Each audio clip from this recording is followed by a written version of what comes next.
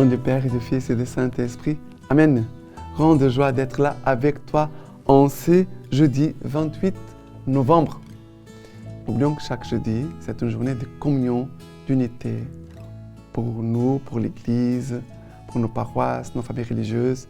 On doit prier et travailler pour la communion et l'unité. Et bien sûr, prions pour notre pape, les évêques, les prêtres, pour les vocations. Et adorons le Seigneur dans l'Eucharistie. La première lecture d'aujourd'hui, c'est Apocalypse, chapitre 18, à partir du verset 1. Après quoi j'ai vu descendre du ciel un autre ange ayant un grand pouvoir, et la terre fut illuminée de sa splendeur. Et s'écria d'une voix puissante: Elle est tombée, Babylone, la grande, et s'est changée en demeure des démons, et repère pour toutes sortes d'esprits impurs, et repère pour toutes sortes d'oiseaux impurs et dégoûtants. Et après, le verset 21. Un ange puissant prit alors une pierre, comme une grosse meule, et la jeta dans la mer, en disant: Ainsi d'un coup, on jettera Babylone, la grande cité, on ne la verra jamais plus. Le chant des harpistes et des trouvères et des joueurs de flûte ou de trompette, chez toi ne s'étendra jamais plus. Ne s'étendra jamais plus. Les artisans de ton métier, chez toi ne se verront jamais plus. Et la voix de la meule, chez toi ne s'entendra jamais plus.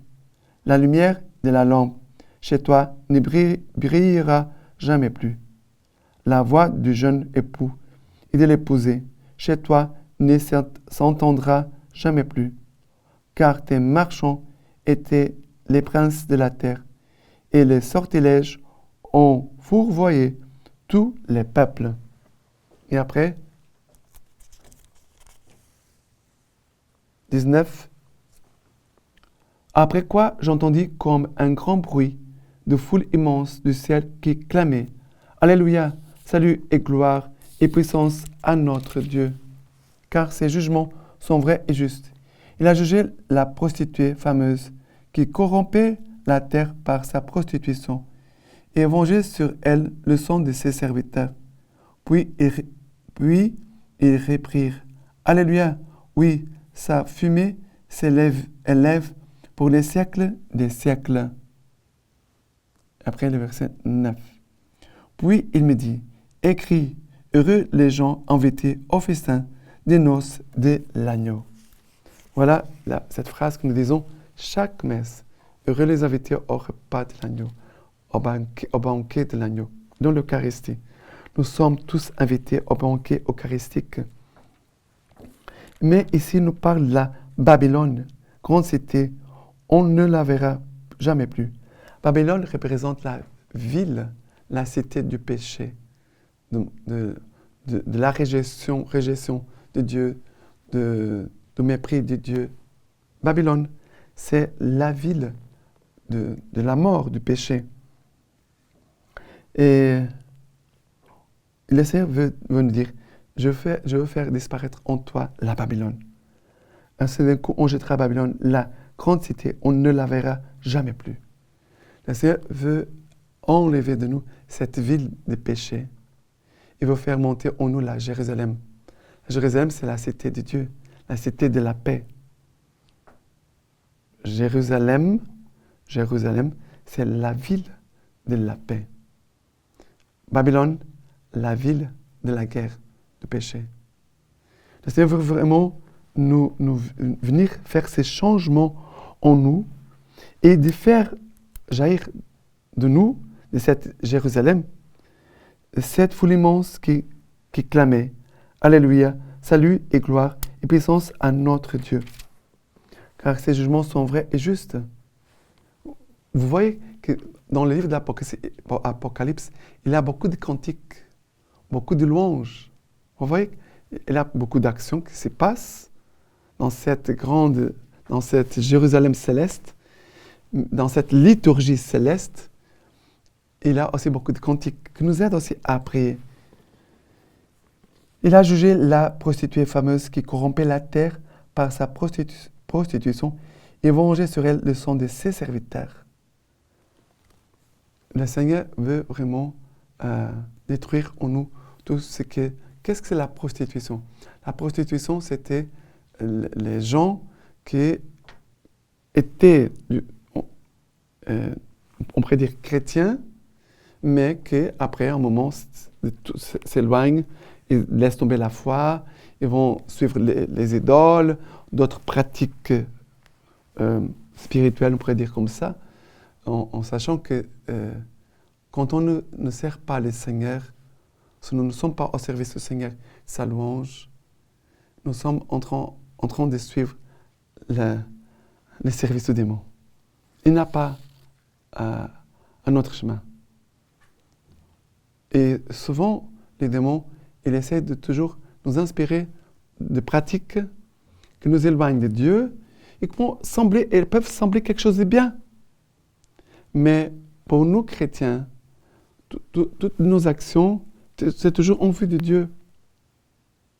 Mais les démons vont séparer les hommes de Dieu pour les inspirer à faire de bonnes choses pour les autres. Voilà, et je vais vous inspirer, mais c'est seulement des actions humaines.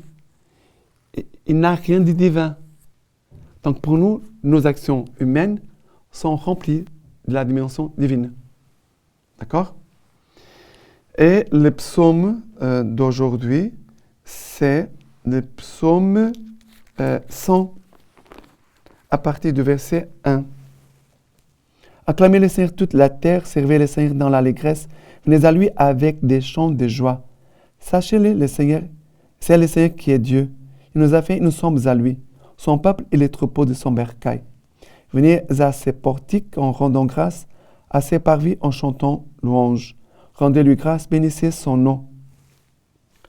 Il est bon le Seigneur, éternel est son amour, et d'âge en âge sa vérité. Moi j'aime beaucoup chanter ça. Le Seigneur est bon, éternel est son amour. Le Seigneur est bon, éternel est son amour. Mais c'est vrai aussi, le verset 3, sachez-le, c'est le Seigneur qui est Dieu. Il nous a fait, nous sommes à lui.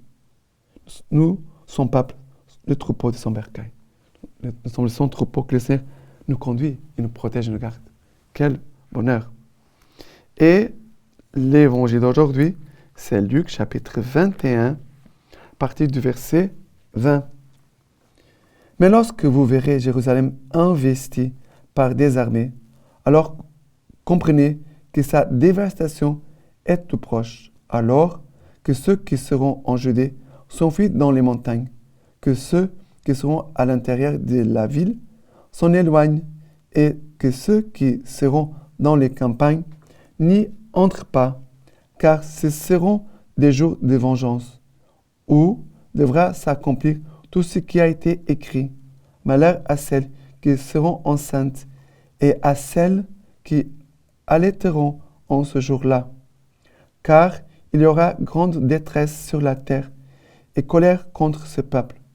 Ils tomberont sous le tranchant du glaive et ils seront emmenés captifs dans toutes les nations. Et Jérusalem sera foulée aux pieds par des païens jusqu'à ce que soit accompli le temps des païens. Il y aura des signes dans le soleil, la lune et les étoiles. Sur la terre, les nations seront dans l'angoisse, inquiètes du fracas de la mer et des flots. Les hommes défailleront des frayeurs dans l'attente de ce qui menace le monde habité, car les puissances des cieux seront ébranlées. Et alors, on verra les fils de l'homme venant dans une nuée avec puissance et grande gloire. Quand cela commencera d'arriver, redressez-vous et relevez la tête, parce que votre délivrance est proche. Alors, ici, Jésus nous parle d'un scénario où tout est détruit.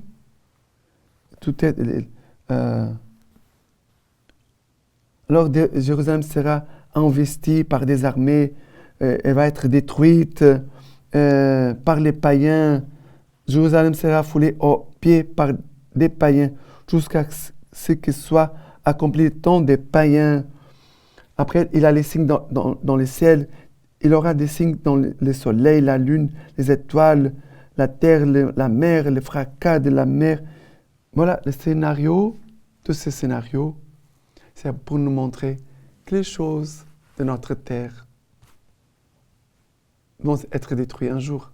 Elles passeront. C'est le ciel nouvel et la terre nouvelle que nous attendons. Qu'est-ce que tu attends? J'attends les ciels nouvelles, les cieux nouveaux et la terre nouvelle. C'est cela que nous attendons. Parce que l'essentiel, c'est là-haut. C'est après notre vie ici-bas. Il y a des gens qui sont très attachés à la vie d'ici-bas, qu'ils oublient Dieu, qu'ils oublient le ciel, qu'ils oublient leur âme, ils oublient tout. Et le Seigneur veut vraiment que tout cela soit ébranlé pour que l'homme puisse se réveiller et voir le Fils de l'homme qui viendra dans une nuée avec puissance et grande gloire. Jésus viendra, que les hommes puissent le voir, puissent aussi l'attendre. Et ici, cette parole, c'est une parole d'encouragement. Quand cela commencera d'arriver, redressez-vous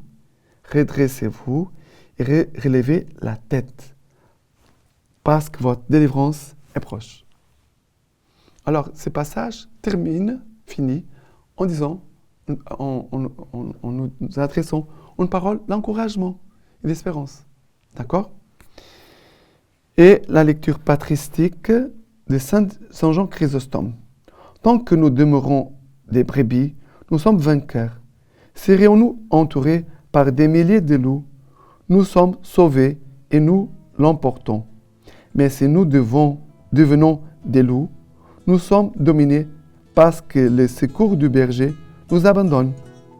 Ne soyez pas épouvantés de ce que je vous envoie au milieu des loups, de ce que je vous ordonne d'être pareils à des brebis et à des colombes. Maintenant, je vous laisse la bénédiction par les mains toutes pures de la Vierge Marie. Que Dieu Tout-Puissant vous bénisse et vous garde, le Père, le Fils et le Saint-Esprit. Amen.